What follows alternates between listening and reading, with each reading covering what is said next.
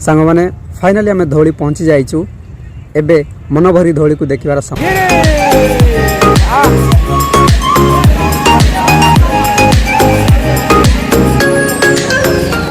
धौली किए कहे उत्कल इतिहास अतीत, किए देखे बिना राज्य प्रजा मान युद्ध करवा, किए जाने माटीमा ए राज्यर संतान सामर्थ्य एठी लिपिबद्ध हो रही उत्कलर सौंदर्य, साहस, बलिदान एवं वीरत्व पृष्ठ। Hello friends, I am Jayant. Heartly welcome you again to my YouTube channel with a new video. आज ये ब्लॉग वीडियो रे आमे शांतिस्तूप धौलीगिरी जावाई बाहरीचु।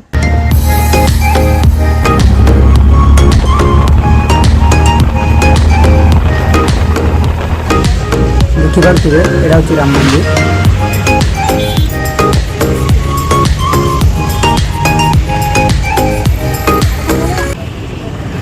एबे आमे बसी सारीचु, गाड़ी भी छाड़िलानी। यही मास्टर कैंटीन रु धौली को पाखापाखि 15 किलोमीटर। सो आमे जाऊचु। Tata bye bye. आपण माने भी आसंतु आम सहित देखंतु ओडिशार one of the most beautiful and attractive tourist place Dhauligiri. वीडियोटा स्पेशल हेबाकु जाउची, आपण आरंभ रु शेष जाए निहाती देखिबे।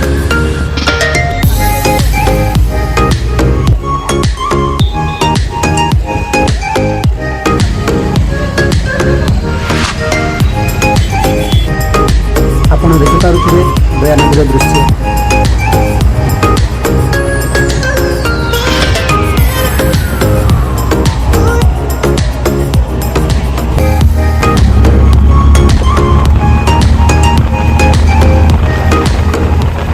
सांग मैंने फाइनाली आम धौली पहुँची जाइचु।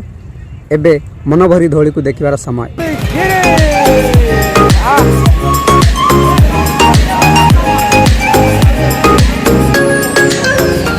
धौली किए कहे उत्कल इतिहास अतीत, किए देखे बिना राज्य प्रजा मान युद्ध करवा, किए जाने माटीमा ए राज्यर संतान सामर्थ्य एठी लिपिबद्ध हो रही उत्कलर सौंदर्य, साहस, बलिदान एवं वीरत्व पृष्ठ।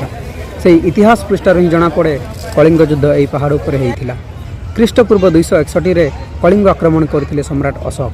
कलिंग राजा अनंत पद्मनाभन को परास्त कर लक्षाधिक लोकों प्राण नहीं, हजार हजार लोक क्षतविक्षत हो गुरुतर अवस्था मृत्यु सह संग्राम करुथिले। से कलिंग युद्धर मुख्य साक्षी धौली पहाड़ दे बही जाउथिबा दया नदी योद्धा मान रक्त रंजित हो रक्तर नदी पलटि जाइथिला। युद्धर परिणति खूब भयंकर थिला जे अशोकों मन भी गभीर प्रभाव पकाइथिला। अनुतापर अग्नि निजक भस्म करने को चाहूले प्रतापी सम्राट। पर जो माटी को जय करने को आसीथिले सेही माटी ही ताकू चंडाशोकरू धर्माशोक परिणत करिथिला। स्व इच्छा बौद्ध धर्म ग्रहण करी धौली पहाड़ पर निर्माण करथिले शांति स्तूप एवं बौद्ध विहार। परिशेष रे राजा अशोक सन्यासी अशोक रे परिणत होई विश्व को देइथिले शांतिर वार्ता। बुद्धंक मूर्ति रे शोभा पाउथिबा एही शांति स्तूप पीस पागड़ नाम रे भी जणा जाए। आपण देखि पारुथिबे सत्य, शांति, दया, क्षमा आ अहिंसा नाम रे 5टी स्तंभ मध्य रहिछि। सेही समय 1972 मसीह जापान बुद्ध संघ आ कलिंग निपन बुद्ध संघ मिलित निर्माण होइतिला एही शांति स्तूप धौलीगिरी। सांग माने धौली को लगी गोटे शिव मंदिर मध्य रही जहाँ धवलेश्वर नाम नामित। देखा बहुत सुंदर। जो भी दर्शक मैंने आसती से मैंने निज मनस्कामना पूरण पाई शिव दर्शन करके ही फेरती। तो चलतु आमे भी दर्शन करने।